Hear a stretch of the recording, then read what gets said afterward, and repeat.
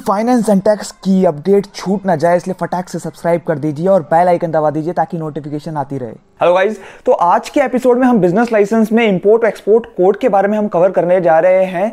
तो basically import export code की requirement कब होती है? रिक्वायरमेंट यार जब ही होती है, इससे नाम से पता चलता है। रिक्वायरमेंट जब होती है जब कभी भी आपको कोई भी इंपोर्ट एक्सपोर्ट करना है, चाहे इंपोर्ट एक्सपोर्ट गुड्स का हो चाहे सर्विसेज का हो। लेकिन आपको एक चीज याद रखनी होगी, सर्विसेज के केस में कंपलसरी नहीं होता है। सर्विसेज के केस में अगर आप कोई नेशनल सिक्योरिटी रिलेटेड कोई सर्विसेज दे रहे हो, लाइक गन बारूद, इन सब से रिलेटेड आप दे रहे हो, then in that case only सिर्फ आपको रिक्वायरमेंट होती है इंपोर्ट एक्सपोर्ट कोड की। अदरवाइज आपको सर्विसेज के केस में कोई रिक्वायरमेंट नहीं होती। लेकिन अगर आप गुड्स में डील कर रहे हो तो आपके लिए इसकी रिक्वायरमेंट होती है। लेकिन फिर भी आपको दो चीजें याद रखनी होगी। अगर आप मान लो आपने कोई भी आपने पर्सनल यूज के लिए कुछ चीज मंगवाई, इंपोर्ट करवाई, कोई आपने अमेरिका से अपने कोई आपके रिलेटिव थे उससे कुछ मंगवाया, फोन मंगवाया, कुछ भी मंगवाया, तो इन दैट केस आपने करा तो इंपोर्ट ही है, लेकिन आपने अपने पर्सनल पर्पस के लिए करा है। तो यहां पे क्या हो रहा है, आप अपने पर्सनल यूज के लिए कुछ भी सामान मंगवाते हैं तो इन दैट केस आपको इंपोर्ट एक्सपोर्ट कोड की जरूरत नहीं है। दूसरी चीज, मान लो आपने अपने बिजनेस के लिए ही मंगवाया, लेकिन अगर आपके पास जीएसटी रजिस्ट्रेशन ऑलरेडी है, then in that case also आपको इंपोर्ट एक्सपोर्ट कोड की कोई भी रीड नहीं है। अगर आपके पास जीएसटी रजिस्ट्रेशन पहले से है तो आपका जो पैन नंबर है वो ये कंसिडर करा जाएगा as your import export code. मैं आपको दोबारा रिपीट करता हूं, अगर आपके पास जीएसटी रजिस्ट्रेशन पहले से है, आपने जीएसटी रजिस्ट्रेशन ले रखा है, देन इन दैट केस आपका जो पैन नंबर है वही आपका कंसीडर करा जाएगा as your import export code. उसके बाद ये जो रजिस्ट्रेशन है आपका, इसमें बेनिफिट क्या होता है, जैसे जीएसटी पीएफ रजिस्ट्रेशन, उसके अंदर क्या होता है, दिक्कत क्या होती है कि आपको मंथली बेसिस ईयरली बेसिस पे रिटर्न्स फाइल करनी पड़ती है। लेकिन इसके अंदर क्या होता है, आपने एक बार कोड ले लिया, आपका लाइफ टाइम के लिए वैलिड होगा, आपको कोई भी डिटेल्स फाइल करने की जरूरत नहीं है, कोई रिटर्न नहीं जाती, कोई एनुअल रिटर्न, कोई कुछ भी चीज डिटेल आपको फाइल करने की जरूरत नहीं है इंपोर्ट एक्सपोर्ट कोड लेने के बाद। तो अगर आपको इंपोर्ट एक्सपोर्ट कोड की जरूरत है तो आपको जान के बड़ी खुशी होगी कि गवर्नमेंट ने अब काफी सिंप्लीफाइड कर दिया है पूरा प्रोसीजर इंपोर्ट एक्सपोर्ट कोड को लेने का। तो सिर्फ आपको दो डॉक्यूमेंट्स की अब रिक्वायरमेंट है इंपोर्ट एक्सपोर्ट कोड लेने के लिए। पहला, आपका कोई भी एड्रेस प्रूफ हो आपकी एंटिटी का, बिजनेस एंटिटी का। दूसरा जो है आपका जो चेक होना चाहिए, एक प्री प्रिंटेड चेक होना चाहिए जिसके अंदर ऑलरेडी फर्म का नाम लिखा होना चाहिए। अगर फर्म का नाम लिखा हुआ है तभी वो वैलिड होगा। अगर फर्म का नाम नहीं लिखा हुआ है इन दैट केस तो आपको एक एप्लीकेशन देनी होगी अपने बैंक में ले जाकर। आपको इस तरीके की कुछ एप्लीकेशन देनी होगी, आपको दिखाई दे रही होगी स्क्रीन के ऊपर, तो आपको इस तरीके की कुछ एप्लीकेशन देनी होगी बैंक में ले जाकर। आइए अब स्क्रीन की तरफ चलते हैं और देखते हैं कि किस तरीके से इंपोर्ट एक्सपोर्ट कोड को अप्लाई करा जाएगा।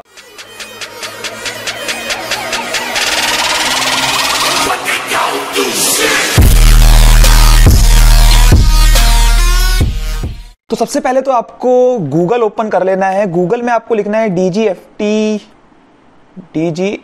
dgft.gov.in। इसका लिंक मैं आपको डिस्क्रिप्शन में भी दे दूंगा। तो जो डीजीएफटी की जो फुल फॉर्म है वो है director general of foreign trade. Basically जितना भी इंपोर्ट एक्सपोर्ट होता है इंडिया के अंदर सारा का सारा डीजीएफटी ही रेगुलेट करता है। तो आप चाहे तो इसके बारे में जाकर पढ़ सकते हैं अबाउट अस सेक्शन में जाकर। अभी हम यहाँ पे इंपोर्ट एंड एक्सपोर्ट के लिए जाएंगे तो यहाँ पर सर्विसेज में जाकर आप आईईसी का ऑप्शन आ रहा है, तो आईईसी में आप ऑनलाइन आईईसी एप्लीकेशन आ रहा है तो आप इसमें चले जाइए। सबसे पहले तो इसमें जैसे जाएंगे आपसे सबसे पहले वो पैन कार्ड मांगेगा, तो आप यहाँ पे पैन कार्ड नंबर डालना है, जो भी आपका पैन कार्ड नंबर है, चाहे वो जो भी आपकी बिजनेस एंटिटी हो, चाहे आप प्रोप्राइटर हो, एलएलपी हो, पार्टनरशिप फर्म हो, कंपनी हो, जो भी हो, आप उसका पैन नंबर डाल दीजिए यहाँ पर और यहाँ पे सर्च करिए। तो जैसे ही आप सर्च करेंगे वैसे ही ये एप्लीकेशन ओपन हो जाएगी। सबसे पहले जो पैन नंबर है उसका आपको यहाँ पे नाम डालना है, जिसका भी पैन नंबर है, चाहे वो जो भी आपकी बिजनेस एंटिटी हो, आप यहाँ पे अपना नाम डाल दीजिए। उसके बाद जो भी डेट ऑफ बर्थ है उस एंटिटी का यहाँ पे आपको डेट ऑफ बर्थ डालना है, और या डेट ऑफ इनकॉर्पोरेशन जो भी है।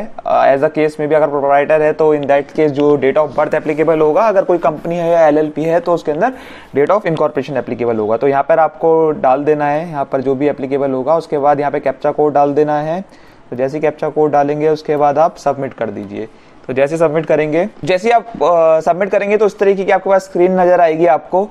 तो उसके बाद आप यहाँ पे नेक्स्ट कर दीजिए जैसे ये स्क्रीन नजर आए। उसके बाद आपको मोबाइल नंबर और ईमेल आईडी डालना है जिससे भी आपको रजिस्टर करना है। तो आप यहाँ पे ईमेल आईडी और मोबाइल नंबर डाल दीजिए अपना, जो भी आपका एप्लीकेबल मोबाइल नंबर और ईमेल आईडी हो। तो यहाँ पर आप डालेंगे। जैसे आप ये डालेंगे तो आपको यहाँ पे कैप्चा डालना है RCQ3SC। यहाँ पर आप जनरेट ओटीपी कर दीजिए। जैसे ही जनरेट करेंगे दोनों आपके मोबाइल नंबर और ईमेल पे एक ओटीपी आया होगा, तो दोनों आप एंटर करने के बाद इसको सबमिट कर दीजिए। इसके बाद अच्छा कैप्चा रिक्वायर्ड, कैप्चा कोड ने डाला GNVDIP। उसके बाद इसको सबमिट कर दीजिए। उसके बाद जैसे ही आप सबमिट करेंगे तो इस तरीके की आपके पास कुछ डिटेल आएगी। तो उसके अंदर आप देखेंगे आपको स्टेप वाइज सारी चीज़ें बताई हुई हैं कि किस तरीके से आपको क्या चीज़ें भरनी है।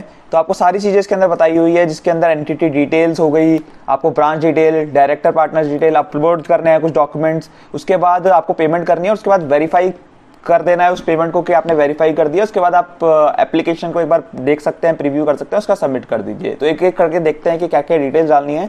तो स्टेप 1 के अंदर अगर मैं देखूं तो स्टेप 1 के अंदर आप देखिए यहाँ पर आपकी जो एप्लीकेंट की डिटेल्स है वो आनी है, जो भी आपकी कंपनी है, ऑर्गेनाइजेशन है, उसकी डिटेल्स आनी है। तो बेसिक डिटेल्स आनी है काफ़ी, उसका नाम आएगा, उसका एड्रेस आएगा, एंटिटी का city, state, pin code, mobile number जो भी आपका एसोसिएटेड है, पैन नंबर, उसके बाद नेम आएगा, डेट ऑफ इनकॉर्पोरेशन आएगी, नेचर ऑफ फंक्शन क्या है, प्रोप्राइटरशिप, पार्टनरशिप, एलएलपी या जो भी है आपका वो है यहाँ पर आ जाएगा, बैंक अकाउंट की डिटेल्स आएगी। उसके बाद एप्लीकेंट की डिटेल आएगी, जो भी अप्लाई कर रहा है, डायरेक्टर है जो भी है, जो उस ऑर्गेनाइजेशन के लिए अप्लाई कर रहा है, या अगर प्रोप्राइटर है तो प्रोप्राइटर की यहाँ पे डिटेल आ जाएगी। तो ये सारी डिटेल डाल के आपको अपडेट एंड सेव कर देना है। उसके बाद ये यहाँ पर आ गई एंटिटी की जो डिटेल्स है, जो बेसिक प्राइमरी डिटेल्स थी वो यहाँ पर उसकी डिटेल्स आ गई। उसके बाद आपको ब्रांच डिटेल्स डालनी है कि जो भी आपकी ब्रांचेज हैं आपको यहाँ पर उसकी डिटेल डालनी है, यहाँ पे भरनी है।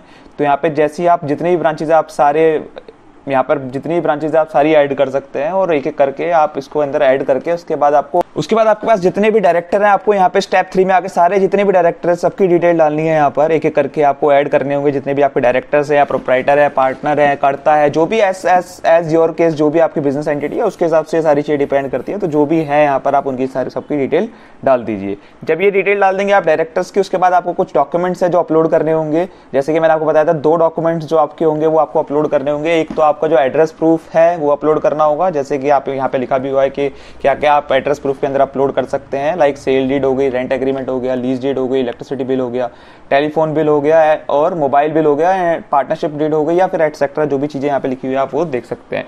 उसके बाद जो एक प्री प्रिंटेड चेक देना होगा आपको, प्री प्रिंटेड चेक दे दीजिए। दोनों चीज आप अपलोड कर देंगे। तो ये चारों चीजें आपको है जो मेजरली यहाँ पर आपको भरनी है। तो जैसे ही यहाँ पे चारों स्टेप्स फिल कर लेंगे उसके बाद आप पेमेंट कर सकते हैं। तो यहाँ पे जैसे आप फी पेमेंट में जब ही जा पाएंगे जब ये चारों स्टेप्स आप फिल कर लेंगे। तो जैसे आप यहाँ पे जाएंगे, अभी मेरे को यहाँ पे एरर दिखा देगा क्योंकि अभी तक मैंने यहाँ पे डिटेल्स नहीं भरी है। तो जैसे ही आप यहाँ पर जाएंगे आपको पेमेंट का ऑप्शन आएगा, आपको पेमेंट करनी होगी। मैं जैसे फी पेमेंट करने के बाद आप वेरीफाई करिए उसको कि हाँ मैंने ये फीस है जो पेमेंट करी है, उसकी डिटेल्स यहाँ पे आप कंफर्म कर दीजिए। उसके बाद जैसे ही आप फी की पेमेंट कर देंगे उसके बाद आप जो एप्लीकेशन है पूरी वो प्रीव्यू कर सकते हैं, देख सकते हैं। बस जस्ट उसके बाद आपको ये एप्लीकेशन सबमिट कर देनी है। जैसे ही सबमिट करेंगे आप वहां पर ऑप्शन आएगा, आपको आप जनरेट कर पाएंगे उसी समय पे, जो भी आपका कोड होगा आप उसी समय पे जनरेट कर सकते हैं।